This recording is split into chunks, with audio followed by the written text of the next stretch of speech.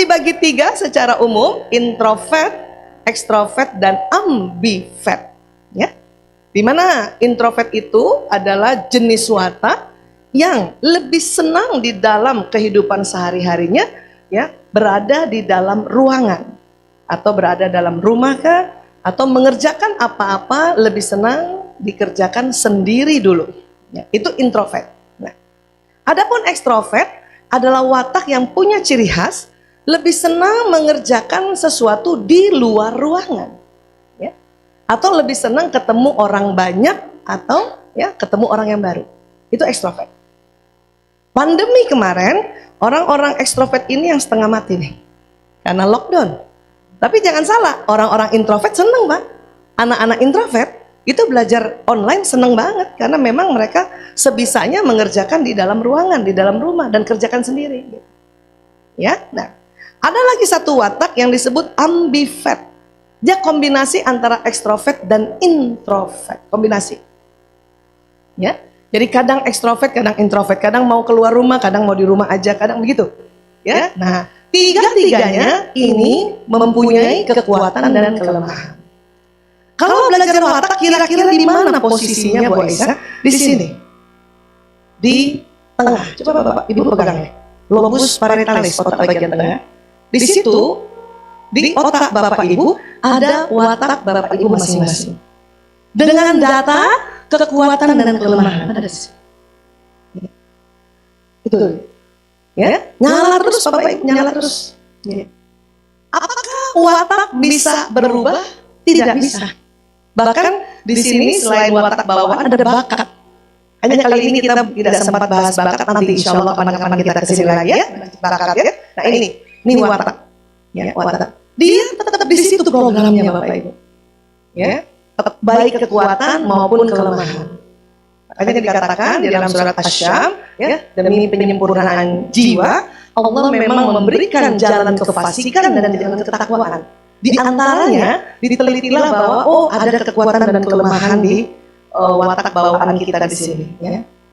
Tapi watak bisa dipoles istilahnya, bisa dibentuk dengan apa? Dengan ilmu yang ada di otak bagian akal tadi. Prinsip hidup kah, ilmu pengetahuan kah, nasihat-nasihat, pola asuh termasuk di sini, budaya, lingkungan, pekerjaan, ya. Pasangan hidup juga bisa mempengaruhi watak dasar kita, tapi tidak bisa merubah. Ya. Dia hanya memodif saja atau membentuk saja. Ya. Dan tentu pelajaran-pelajaran yang kita dapati selama kita hidup. Interaksi antara watak dasar dengan ilmu yang ada di bagian akal inilah yang nanti akan jalan ke badan kita. Dia jalan ke badan. Membentuk apa? Membentuk perilaku. Ya, membentuk perilaku. Tentu kalau kita isi otak kita dengan ibadah, ya, dengan prinsip-prinsip ad-din kita, maka yang muncul adalah nanti adanya akhlakul karim. Karena nanti apa yang berinteraksi ini jalan ke sistem saraf ini.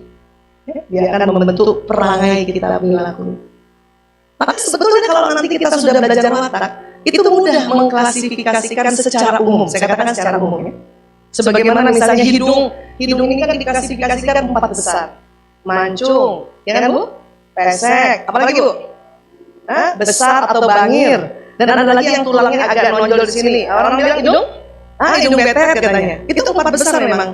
Cuma nanti mancungnya kayak apa, peseknya itu ada kombinasi-kombinasi. Kenapa? Karena dari ya genetik atasnya kan gitu. Watak juga akan terbagi 4 besar. Ya. Barangkali Bapak Ibu sudah pernah belajar ilmu tentang watak. Hari ini kita belajar sedikit lagi untuk menambah pemahaman dengan cara yang simpel saja. Ya, memang tes watak ini ranahnya teman-teman psikolog. Ya, kalau Bapak Ibu nanti mau lebih dalam lagi, mau tahu watak detailnya, silakan Bapak Ibu ya ke teman-teman psikolog. Tapi kali ini kita pakai cara yang namanya kuis cepat watak. Bersedia ya Bapak Ibu ya? Supaya kita belajar kekuatan kelemahan dan kita lihat pasangan kita kekuatan kelemahan supaya tambah mengerti dan saling mensupport. Ya, dan akan insya Allah bertambah sakinah. Ya, nah. Kuis ini kerjakannya begini. Ya. bukan usia sekarang. Coba Bapak Ibu bayangkan kalau Bapak Ibu regresi ke usia SD, sekolah dasar. Ya, bayangkan. Bapak Ibu bukan yang sekarang ya. Kalau saya waktu SD, kemudian kepala sekolah minta kita main teater di depan, ya. Bapak Ibu mau pilih apa? Saya minta pilih 2 dari 4 pilihan di bawah ini secara cepat. Tapi ingat bahwa Bapak Ibu saat ini sedang sekolah dasar atau duduk di SD. Oke? Iya. Baik. Pilih 2 di antara 4 pilihan ini. Apakah Anda mau jadi penonton, sutradara, penulis skenario, atau pemain? Silakan. Masing-masing. Nggak usah tanya istrinya ya Pak ya. Karena waktu SD belum ketemu istri. Bayangkan, saya kalau jadi SD, saya itu pilih pertama pasti penonton dulu. Saya suka nonton. Ya. Dan 4-4-nya ini bagus. Ya. Termasuk penonton. Itu juga peran itu. Ya. Kalau nggak ada penonton, siapa yang nonton kan? Percuma ada teaternya kan? Nah, sudah Pak, Bu, pilih 2 di antara 4 sudah? Alhamdulillah, sudah ya?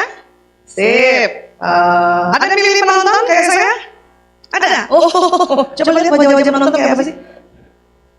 Baik, pilih 2. Kenapa 2 Bu Aisyah? Karena watak di lobus parietalis kita itu ada 2 jenis. 1 turunan dari ayah, 1 turunan dari ibu. Ya, ada 2. Ya, nah sekarang kita lihat ya kombinasinya. Bapak Ibu, bila Anda pilih penonton, ya, ini yang disebut di dalam klasifikasi watak istilahnya flegmatis. Ini bahasa Latin. Ya. Ini yang menamakan Hippocrates. Orang yang penonton atau memilih penonton baik pilihan pertama dan kedua, berarti kemungkinan besar di otak program Bapak Ibu adalah hasratnya damai. Betul Ibu? Yang pilih penonton? Maunya selalu damai? Mana tadi? Iya. Iya Bu? Ciri khasnya pengamat, senang mengamati. Betul ya? Ini dia ciri khas dari penonton. Ya. Dan gampang mau tahu penonton itu gampang sekali. Dari dulu sampai sekarang watak penonton kalau diajak makan, disuruh pilih menu, Bapak mau makan apa? Jawabnya terserah. Gitu Pak? Terserah. Kalau agak naik sedikit paling bahasanya yang enak apa? Itu watak penonton. Orang damai yang nggak mau konflik. Ya. Watak penonton seneng bantu orang. Betul? Tapi pas ada acara, dia nggak ada yang bantuin. Kenapa? Karena nggak enak nyuruh. Ya, pakai nyuruh. Itu watak penonton.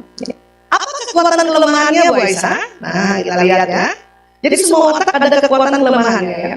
Watak penonton atau flegmatis, kekuatannya ini dan kelemahannya ini. Loncat. Nah ini. Kekuatannya damai, tenang, santai, pandai beradaptasi, cocok di mana-mana. Ya, kuat melakukan pekerjaan monoton, itu orang watak penonton tuh.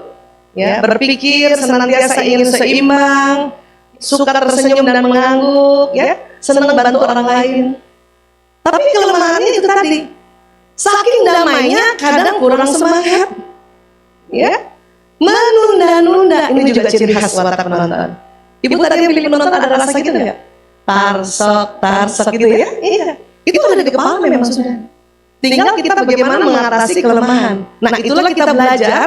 Pelajaran-pelajaran itu nanti masuk di otak depan. Ya, iya. Kurang cepat mengambil keputusan. Kenapa? Karena selalu mau damai, kan gitu. Mudah letih dan cepat ngantuk, ya nggak Bu? Siapa yang pilih penonton? Kenapa watak penonton suka mudah letih? Karena jarang marah, energinya habis untuk handle perasaan damai. Makanya duduk dikit agak lama tuh tidur. Naik mobil lurus aja jalan tol. Saya kan penonton. Naik mobil pasti Bu Aisyah, ya Allah. Udah dari tempat kedamaian, gitu, ya. Kemudian sering goyah juga pendirian. Saya dulu goyah banget.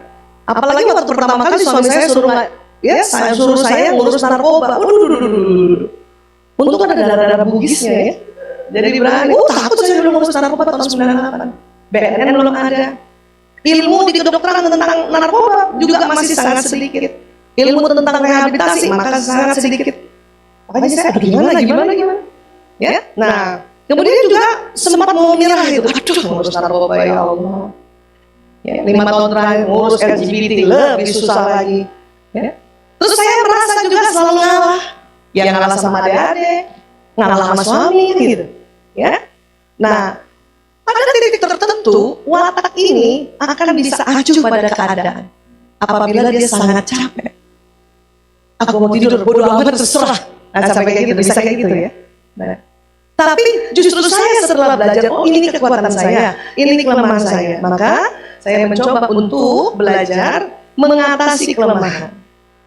Setiap ada keinginan menunda-nunda, saya counter dengan Aisyah, kerjakan sekarang. Itu caranya. Ya. Nah, ini watak penonton atau pragmatis. Baik, tadi ada yang pilih penulis skenario? Kalau penulis skenario, ini watak yang disebut melankolis. Hasratnya sempurna. Mau melakukan apa-apa dengan benar, dengan tepat, terjadwal, detil, mendalam, dan ciri khasnya pemikir. Betul, Bu? Mana tadi yang pilih penulis skenario? Iya. Pasti Ibu teratur deh dan mendalam. Iya, Bu? Iya. Ya, apa kekuatan pemikir? Nih kekuatannya. Ya. Pemikir ini kekuatannya. Ya, kita lihat kekuatannya dulu ya. Pemikir dan mendalam dan serius. Kemudian analitis. Kok gini ya? Kenapa gitu ya? Kenapa gini ya? Itu rapi dan teliti, terencana, idealis, introspektif, pandai mengatur uang, dan ingatannya kuat. Bapak Ibu ada yang pilih tadi penulis skenario? Iya. Itu susah disakiti hatinya, Bu. Ingat terus ya, Bu. Iya. Ibu masih ingat ada guru SD yang nyebelin, Bu? Ingat, Bu. Itu orang pemikir gitu. Ya. Apa kelemahan pemikir? Ini dia. Karena orangnya terlalu serius, maka sering murung kelihatannya, kan selalu mau serius, ya. Mudah tersinggung karena memang sensitif tipe pemikir ini, ya. Terus takut melakukan kesalahan, lama mengambil keputusan karena mau sempurna, ya. Orang nih, ibu-ibu yang melankolis, kalau belanja lama, Bu, lihat lagi, ya, kancingnya keluar aja dia nggak mau beli. Iya, padahal milihnya di obrolan susah kan. Ya. Kemudian tidak suka spontan, betul Bu? Maunya yang teratur. Ya. Kemudian lagi tidak mudah memaafkan karena tadi sangat sensitif. Orang-orang melankolis inilah yang selalu bilang, Bu Aisyah, saya sudah memaafkan tapi tidak bisa melupakan. Nah ini, watak ini. Ya. Kemudian tidak mau banyak bicara karena banyak mikir. Jadi bicaranya dalam bentuk pikiran, ya. Dan orangnya ekonomis, bukan pelit, ekonomis. Karena selalu mau sempurna, ya. Itu. Baik, adakah yang pilih sutradara? Nanti kita lihat konfliknya apa ya. Yang pilih sutradara itu diistilahkannya koleris, ya.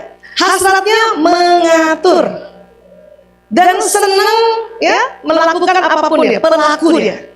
Jadi ada pengamat, pemikir, ini pelaku. Ya, pelaku. Apa kekuatannya orang koleris? Inilah watak mengatur nih. Biasanya sering jadi pemimpin biasanya watak koleris ya. Pemimpin yang kuat, pemikir yang cepat.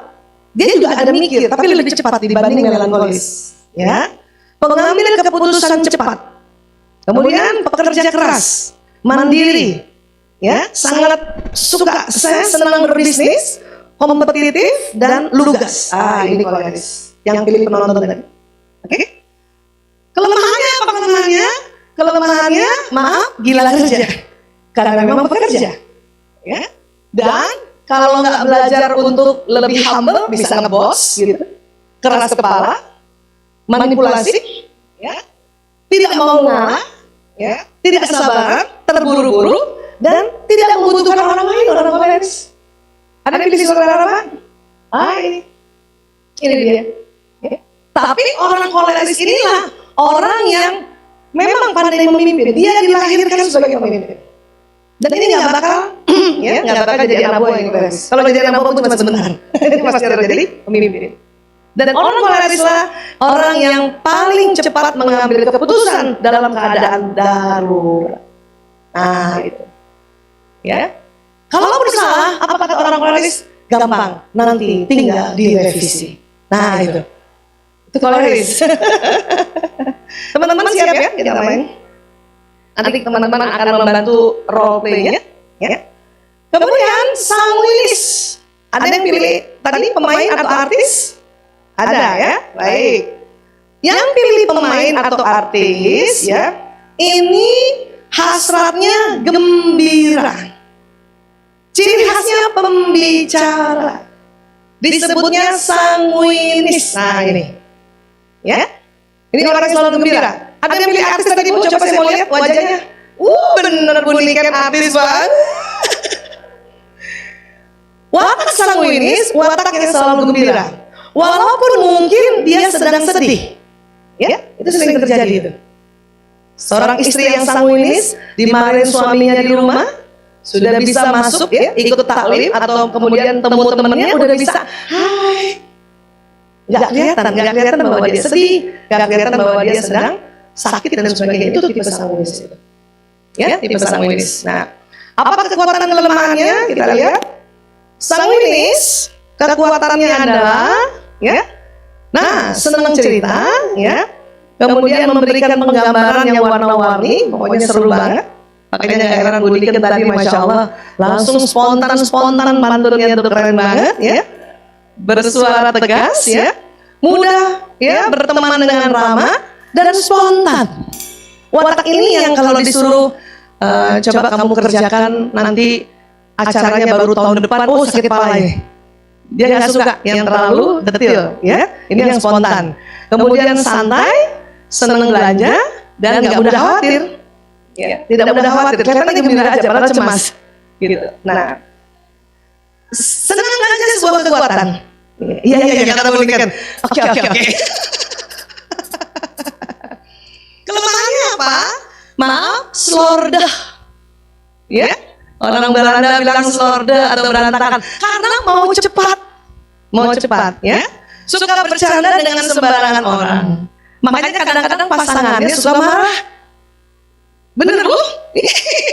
Ya, manipulasi karena selalu ingin cerita lucu, ya. Ya, ini berbohong ini bukan maknanya mau jelek, ya, tetapi karena dia pandai cerita, maka bisa aja itu sesuatu itu diceritanya yang lucu atau berbeda, ya, tidak disiplin karena mau gembira terus, ya, kurang dipikirkan dan jarang membuat rencana. Ini kelemahan. Makanya ini harus diatasi juga, ya.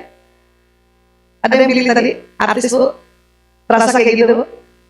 Dan tipe ini sedikit lebay, memang sedikit lebay. Maksudnya apa? Kalau ngomong tuh selalu gini. Misalnya dia mau cerita, ya. Misalnya ada teman bikin bakso, ya. Bu Wiwin bikin bakso, ya. Terus saya cerita, ya. Itu bakso Bu Wiwin, ya Allah enak banget. Lebaynya kayak gitu. Ya. Itu uratnya ya Allah. Kayak gitu ngomong kayak gitu. Ya. Terus nanti teman tanya, kamu udah coba? Belum. Bisa begitu. Itu sanguinis, ya, sanguinis. Nah, kemudian setiap orang, ayo kita cek ya, supaya keluar dari ruangan ini Bapak Ibu nggak bingung, ya. Setiap orang itu mempunyai dua watak bawaan. Bagaimana komposisinya? Ini. Adakah tadi Bapak Ibu pilih penonton dan pilih penulis skenario, atau pilih penulis skenario dan penonton? Ya, itu yang ini. Ini yang disebut watak introvert. Ya, watak introvert. Ini dia. Ini introvert. Pilih penonton atau penulis skenario atau penulis skenario atau penonton. Ya. Bapak Ibu, ya saya informasikan dulu.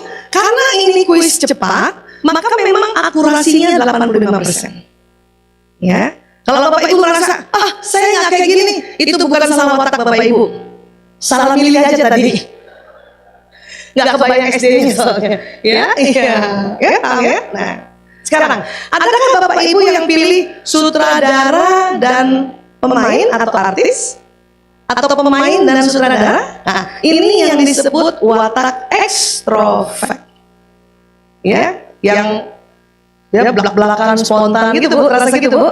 Nah, sekarang adakah yang pilih penonton dan pemain atau pemain dan penonton? Kalau ada, ini kategori watak ambivert. Separuh ekstrovert, separuh introvert. Ya. Ingat, semuanya baik, semuanya bagus. Yang penting adalah tahu kekuatan dan kelemahan. Adakah yang pilih sutradara dan penulis skenario? Atau penulis skenario dan sutradara? Ada? Kalau ada, ini juga yang disebut ambivert.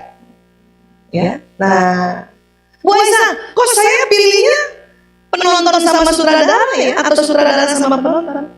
Kalau Anda memilih ini, berarti ada satu pilihan yang bukan pilihan waktu usia SD. Terpengaruh ya sekarang. Kenapa pilih SD sih Bu Aisyah? Karena watak semakin waktu usia muda kita deteksi, semakin akurat. Ya, bahwa itu watak dasarnya. Karena kalau sudah usia kayak gini, sudah banyak belajar dan terpengaruh pasangan hidup. Nah, gitu. Bu Aisyah, saya kok pilihnya penulis skenario sama pemain? Ini juga berarti salah satunya ada yang memilih terpengaruh kondisi sekarang. Jadi bawah dengan bawah, atas dengan atas bawah sejajar. Bagaimana dengan pasangan? Pasangan biasanya kebalikannya. Coba cek pasangannya Bapak Ibu. Saya minta keluar dari ruangan ini jangan keliru ya. Nanti Ibu merasa, aduh saya salah pasangan, ternyata gak gitu ya. Coba cek ya. Ya. Nih, ya. Menurut ya para ahli bahwa ya 85 sampai 80%, 88% pasangan mempunyai watak yang bertolak belakang. Misalnya Ibu, Bu Niken punten boleh jadi contoh? Boleh. Bu Niken tadi yang mana? Yang ini, sanguinis, koleris ya. Apakah Bapak yang ini melankolis? Iya, betul. Iya, melankolis apa kira-kira? Iya, melankolis ya. Nah, berarti karena Bu Niken sanguinis, Bapak melankolis, inilah yang disebut soulmate.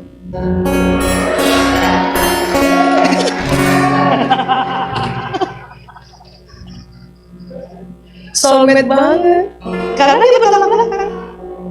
Tapi karena Ibu sama-sama koleris, ada watak yang sama satu sisi. Hati-hati. Kalau dua-duanya muncul kelemahannya, ini bisa bertengkar habis tuh. Koleris.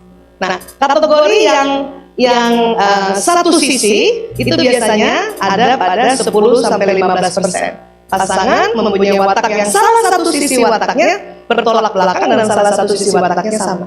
Itu pun soulmate. Tapi ada kasus juga, ya, ada situasi istrinya sanguinis koleris, suaminya melankolis phlegmatis. Ini yang kategori 85% sampai 88%. Itu bertolak belakang banget. Hah? Sebetulnya kalau yang bertolak belakang sekali, 3 bulan pertama pernikahan bertengkar terus. Ya. Tapi kalau sudah tahu, sudah belajar, ini semua akan asik sebetulnya. Ada yang sama banget nggak sih Bu Aisyah? Ada, tapi memang ya di risetnya cuma 1% sampai 2%. Artinya gini, kesimpulannya, kalau suami istri ada yang beda wataknya, itu ya begitu. Gitu. Maka jangan heran nanti akan pertengkarannya ya karena watak. Jadi kalau kita bikin animasinya, kurang lebih ya, animasi sederhana, pada saat kita bilang, ya Allah, misalnya saya ingat sekali tahun-tahun 91, doa, ya Allah, saya mohon temukan pasangan saya, pertemukan jodoh saya gitu ya. Nah, berarti watak yang di otak saya ini, ya, saya akses wataknya. Kemudian mengeluarkan gelombang, ya. Dan nanti akan tertarik atau ditarik dengan pria yang berwatak bertolak belakang. Saya karena wataknya pragmatis, ya, orang damai, pasti sangat tertarik sama watak koleris. Ya. Padahal suami saya ini, ya, kalau orang-orang di kampus dulu bilangnya ngeselin, songong. Orang koleris kan sering gitu ya. Tapi kalau saya lihat dia tuh kayaknya begini nih. Duh. Jadi deg-degan gitu. Ngeselin tapi seru ya gitu. Ya. Saya kalau lihat laki-laki yang sama dengan watak saya anggap teman saja. Gitu. Tapi kalau yang bertolak belakang, itu rasanya kok ada sesuatu gitu. Meskipun misalnya kita ta'aruf atau dijodohkan. Kan zaman sekarang menjodohkan juga auto ta'aruf kan kasih lihat foto ya. Ya. Walaupun kita belum ketemu orangnya, otak kita mengatakan ini lebih baik. Gitu. Itu ya, kadarulahnya gitu. Ini sunnatullah juga yang ada di otak manusia. Hanya masih bisa memilih apakah mau pilih koleris Bugis atau koleris Klaten. Nah, itu boleh milih. Waktu itu saya pilihnya yang Klaten aja. Ya, baik. Nah, apa konfliknya? Konfliknya, ya boleh kita minta bantuan. Saya akan kasih role play-nya. Ada pasangan, ya. Ini si bagian diadu nih, ya. Baik. Ya, dijaga jarak ini ya. Ya. Ini ada Mbak Cening, ada Mas Rudi. Walaupun mereka bukan suami istri betulan ya, tetapi ini ilustrasi. Ya. Mbak Cening watak yang atas, yang ekstrovert, dan Mas Rudi yang introvert, betul? Betul, Ibu. Walaupun dalam kehidupan nyatanya Mbak Cening juga dapat yang kayak ginian juga kan? Banget. Beda casing aja, Bu. Cuman beda casing. Betul. Dia pilih casing yang bukan Betawi. Casing Bugis. Kamu juga dapat istri seperti ini? Iya. Betul? Betul. Nah, kayak gitu. Ya. Pertengkarannya sebetulnya karena watak. Ya. Dan yang paling sering kurang lebih seperti ini. Ya, silakan mainkan. Bun, Ya. Bunda, Ya. ini pasti kerjaan Bunda lagi nih odol. Kan Ayah udah rapihin tadi, udah Ayah lipet. Terus kenapa begini lagi? Kan mau cepet. Iya bukan mau cepet, tapi kan kalau udah dilipet itu lebih enak tuangnya, lebih enak, lebih gampang. Apa gunanya ayah? Ya, ini Ayah gunanya ini buat ngelipet ini. Nah, gunanya Bunda untuk membuka, lalu langsung mencet dari depan. Enggak, kalau begini nih, Ayah kasih alat buat Bunda supaya lebih praktis. Itu kan jepitan gaji. Bukan, ini biar Bunda tuh enak ke jepit. Dah, pegang. Awas ya, dirubah lagi. Ih. Mana Bapak Ibu yang melankolis, yang penulis skenario? Betulkah Anda pada saat dari kecil sampai sekarang pencet pasta gigi dari bawah? Betul? Iya. Dan kalau sudah habis dilipat setengah mati? Bahkan, ya tadi contohnya juga dikasih alat. Ini alat sederhana ya? Iya. Mas Omen kemarin lihat di rumah Bu Ika, alatnya lebih bagus.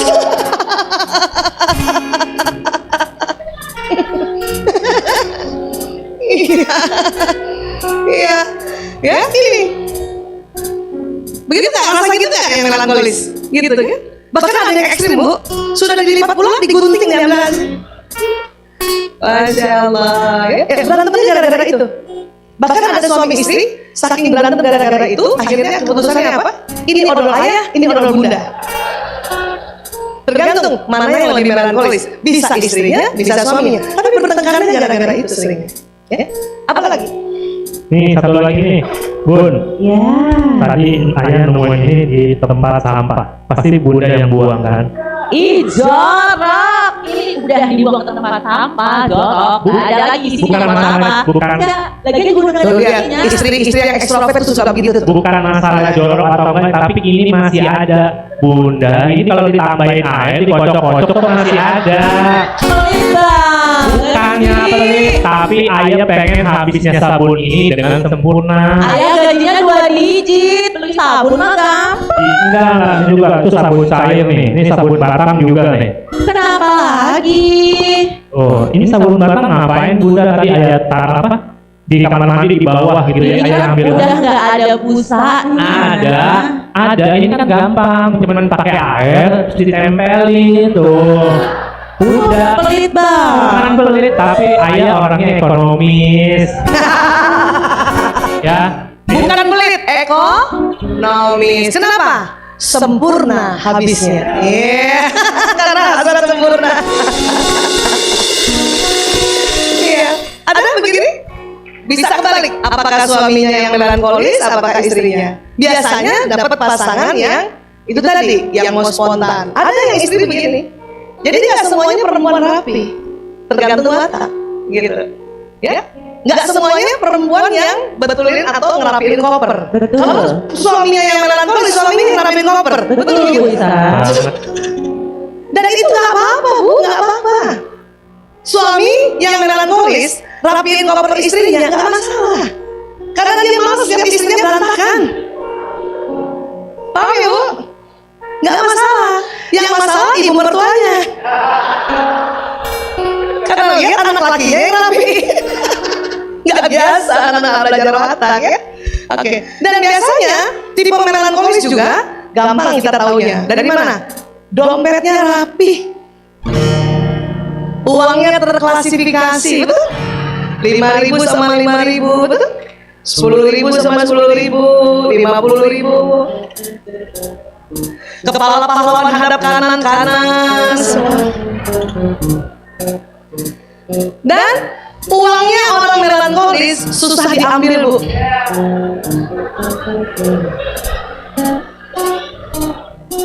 Suami-suami yang melankolis, kalau uangnya diambil istrinya dia tahu.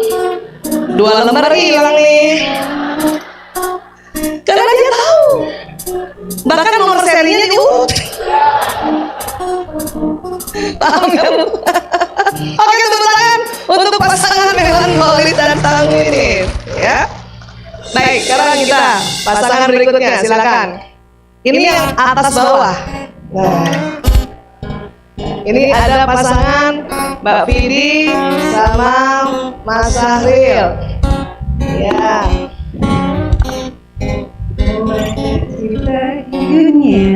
Nah, ini istrinya yang wataknya sutradara dan penulis skenario, atau penulis skenario dan sutradara. Watak ambivert yang sisi kiri. Ya. Awas tercipta di dunia untuk menemani. Iya. Awas blocking. Kamu kok nggak ada sayap? Sayap? Kan bidadari ada sayapnya. Iya. Kan sanguinis. Watak sanguinis senang bercanda kan? Iya. Dan apa tadi kelemahannya? Berantakan.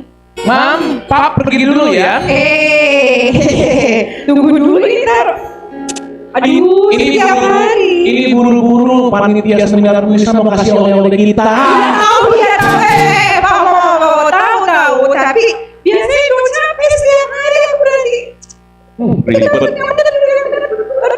Gak juga deh. Astagfirullah. Wow, ini masih berantakan. Masya Lihat Allah. di sisi kanannya sama ke kiri lihat, ini nggak enak dilihat. Nanti kalau orang lihat gimana? Ih, Ya panitia yang kasih oleh-oleh dah. pasti dikasih lah baik orang guru itu. Tuh, dah. Astagfirullah. Pernah ada fenomena kayak gitu Bapak Ibu? Sering ya? Iya. Orang melankolis, apapun melankolis koleris atau melankolis flegmatis, pokoknya ada melankolisnya, selalu mau rapi. Ya. Handuk pun selalu mau rapi. Kalaupun tersusun harus ujung ketemu ujung kan gitu ya. Sementara 88% pasangannya dapat orang sanguinis yang selalu mau cepat dan spontan.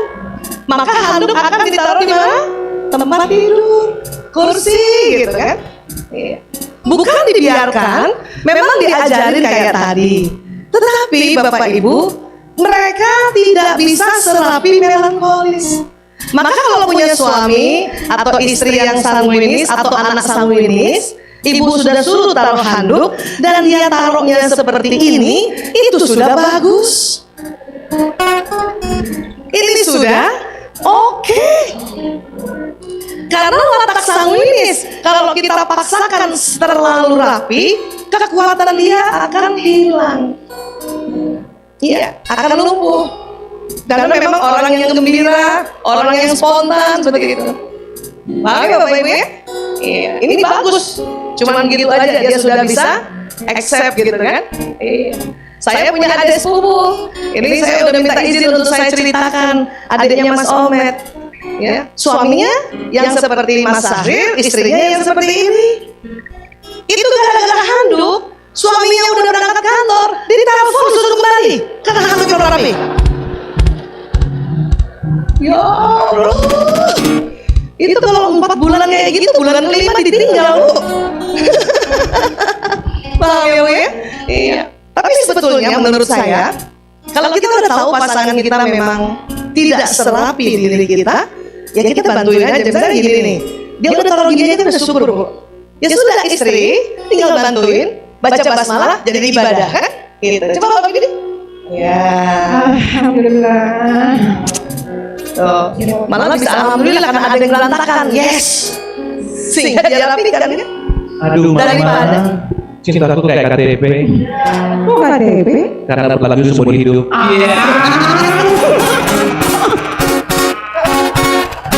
tepuk tangan buat mereka.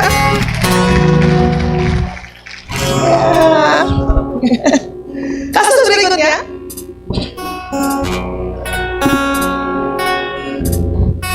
Nah, ini ibu dan anak. Ini bisa juga kejadian begitu. Ya. Ibunya yang melankolis, koleris, anaknya pun yang sebelahnya ya. Pertengkarannya begini. Ya, silakan. Assalamualaikum. Waalaikumsalam. Anak sanguinis. Hah? Sini nak, sini. Bun. Yang bener dong naruh bajunya. Capek habis saya, Bun. Iya, tapi yang bener naruhnya gini. Ibu ajarin. Taruh dulu yang bener. Sini, sini. Bentar aja.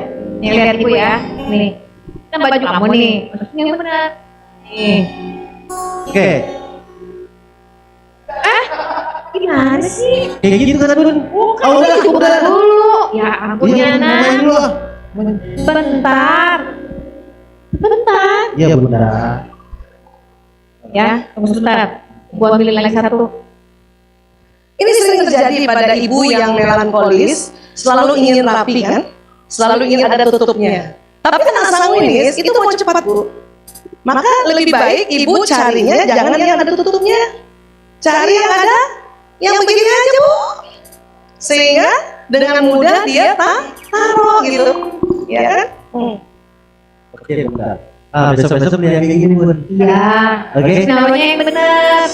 Jangan main lempar aja. Kalau kayak gini saya yakin pasti masuk. 1, 2. Wah. Ya. Dan cari yang kuat.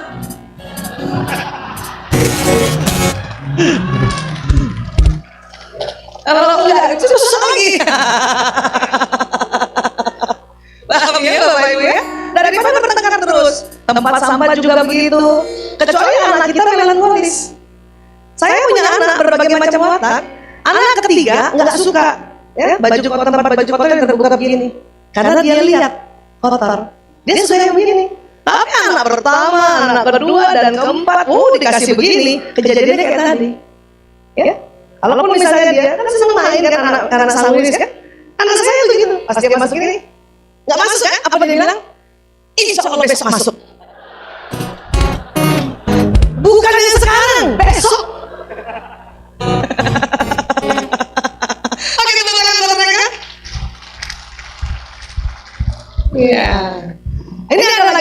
Satu lagi kita punya case. Masya Allah. Ya. Ini bapak sama anak. Bapaknya yang bawah, melankolis flekmatis. Anaknya yang atas, sanguinis koleris. Pak, udah azan aku sholat dulu ya. Oh, udah. Baru saya menjadi imam.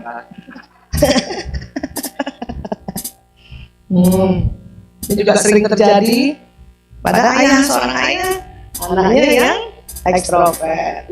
Dia Pakai sarung mana nih? pakai sarung aja sudah ngaco. Yang penting auratnya ketutup ya. Auratnya ketutup. Nah, biasanya watak ekstrovert sholat cepat sekali. Alhamdulillah, ayah, aku tadi diajak makan sama panitia. Pada jalan ya. Ini aja, ayah aku pikir ya, aku buru-buru. Kalau telat nanti makannya habis. Kamu ikut. Oh, jadi kita bersama-sama gimana ya? Ayah yang gini, aku yang gini. Lihat ya, watak ekstrovert Kok gitu? punya niatan mau merapikan, tapi tidak bisa serapi melankolis. Seapapun ujung nggak bisa ketemu ujung, Pak. Tuh lihat, ya, dikul-kul gitu. Anak saya juga yang wataknya kayak Mas Romo juga gitu. Selimut. Nah, selimutnya dirapin. Apa dia bilang? Gak usah bu, ntar malam dipakai lagi.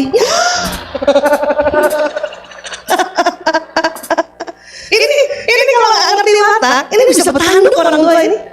Ya, bisa ribut hanya gara-gara ini saja. Ya. Walaupun bukan berarti dibiarkan, tetap disuruh juga merapikan.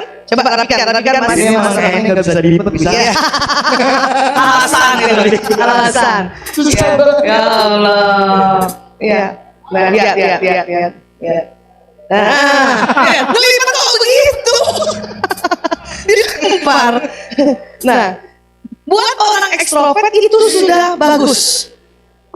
Ya, dan nggak usah buang waktu soal hal-hal seperti ini, ya. Bisa sampai malam sampai sini, Bapak Ibu, karena semuanya pertengkaran sebetulnya hanya karena perbedaan laki perempuan dan juga watak gitu. Maka jembatannya dengan ilmu, ya. Oke, boleh tepuk tangan buat teman-teman semuanya. Masya Allah.